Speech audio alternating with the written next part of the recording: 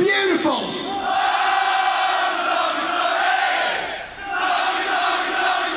Robinson! Come on! Tommy Robinson! You can't get up this way. Some of you have been stopped from bringing Sadiq Khan mockery balloons down here. Don't think I don't know it, don't think I don't see it. I see what the police are doing. But I will say this. There can be no violence today. Not from the police, not from our side. I want all the media to hear this and report this. We are here for a peaceful demonstration to free Tommy Robinson. But the fate of Tommy is another level of transgression against our freedoms and our free speech. Tommy has become a symbol of resistance to this corrupt establishment, a symbol for the fight for freedom of speech and for our right to oppose that very establishment that has ruined more or less the whole of Western Europe. Not only is it our governments across Europe, but also international mega corporations such as Google and Facebook are teaming up with the left-wing governments to stop the opposition from being heard, from being financed, and from making a change. They're doing so by closing down accounts and pages on Facebook and YouTube. They censor results and newsfeed on Google. The EU, at the same time, tries to implement new laws that allow these corporations to stop the flow of information on the internet, just as they recently tried in the European Parliament. Back home in Sweden, we have so-called hate speech laws. I'm sure you have them here too. And they are ever more being used to convict people for having a different opinion. And that's why I'm here, that's why we have all these international speakers. We have the same fight, we're facing the same enemy. You have begun to take your country back from the European Union, and now take it back from your own corrupt political establishments. And let's start by bringing Tommy home. Bring him home! Jag åkte till London av den enkla anledningen att Tommy Robinson behöver stöd även internationellt. Det som hände honom tycker jag är helt oproportionerligt och ärligt talat felaktigt. Och jag är ingen expert på engelsk lag, men 13 månaders fängelse för att försöka rapportera om en grooming-skandal, det är inte proportionerligt på något sätt.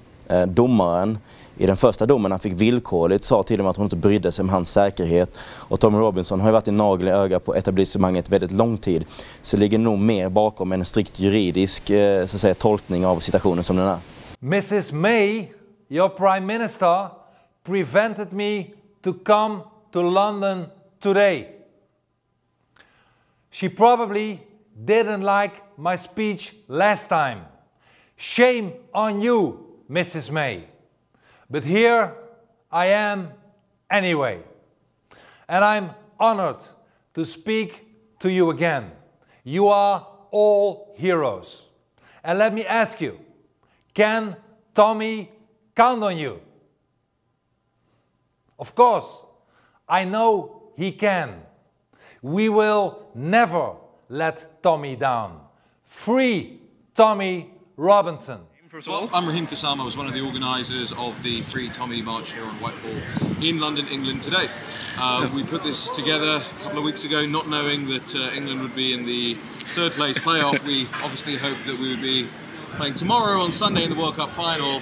So in terms of that clashing with the event, we kicked off at the same time at 3 p.m, but we're very happy with the turnout. I estimate over 10,000 people turned out here today. This is a man that was locked up on the 26th of May of this year, held in contempt of court for live streaming outside Leeds Crown Court in the north of England, a case about grooming and rape gangs. Now, by anyone's definition, doing what he did was citizen journalism. So the British state has locked up a journalist for trying to report on a rape and grooming gang trial. The heads of the police, they tried to stop the event happening, they closed the roads off, they were telling people at the tube stations that it's not going on, that they should go home, that they might be dispersed. They played a lot of tricks on us. They stopped Geert Wilders from the Netherlands coming to speak, meaning that they didn't let him have his own diplomatic armed security.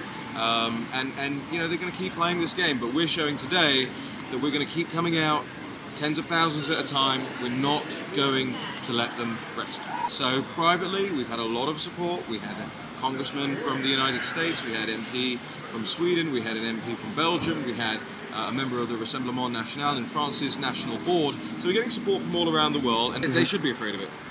Because we are doing things professionally, properly, like you saw today. Big screens, big AV, big microphones, big speakers. You know, we're doing things in a way that they never expected us to do. They thought we were just a bunch of thugs who turn up and wave some flags and scream and shout and get drunk and go home. No, we know the process, we know how to go about these things. There was even a report in Reuters this morning, which I can confirm is true, that a senior US diplomat, Ambassador Brownback, intervened with the British ambassador in Washington DC on Tommy's issue. So this is something that they should fear, and the only reason they should fear it is because they've pushed us this far. If they were willing to have a dialogue all along about this stuff, if they're willing to talk about it, hear about it, speak about it in Parliament, have debates about it, have an investigation into everything that's been going on, then we wouldn't have this groundswell of public opinion out there. But they've tried to shut it down for so long, and we're out here saying, no more. We're going to get people in Parliament already on our side. We're going to get international politicians and diplomats like we're seeing already. We are going to inform people of the facts of the case, because the facts themselves show that what's happened here is completely, it's not, by the way, it's not just anti-right, it's actually illiberal. Right? The left actually should be on our sides. This is a freedom of the press and a freedom of speech issue. You'd think once upon a time the left cared about that. They don't seem to care anymore. I believed all the fake news, and then one day Tommy emailed me or texted me, I don't know, and he said, look, I just want to come over and talk to you, and you can interview me for as long as you want, and talk to me and ask me whatever question you want. In fact, and I interviewed him for an hour on camera. And what was your opinion then? My opinion changed dramatically. He was well-spoken, he was softly spoken, and it showed that he actually cared about the issues. He didn't care whether someone was black or white or Muslim or Christian or whatever. He cared that there were thousands of young girls all around the United Kingdom being systematically groomed and raped. Yes. And after that day, I fundamentally changed my opinion of him. We started to dialogue more. He started to tell me lots of things that were going on in his hometown in Luton, and I'm proud to call him my friend now. When Tommy was at the English Defence League, he was getting hundreds and maybe a couple of thousands on the streets. I don't think he ever imagined that it would get to the point where he had 10,000, 15,000, 20,000. I'm led to believe there was nearly 1 million viewers of the live stream of what happened today, all across the world. You know, there was a skywriter in Australia from a plane that flew above and wrote "Free Tommy in the Sky." You know, so people's opinions are changing. People are starting to realise that what they've been told for years is what Donald Trump calls fake news. And so I ask every single person listening to this, you may already be on side with Tommy. Maybe you're not. Go and do some research about him. Watch his Oxford Union speech. But more importantly, send this and send those things to friends and family members and show them the real Tommy Robinson. And after you get to know him, you actually can't not be on his side, and actually you can't not love him.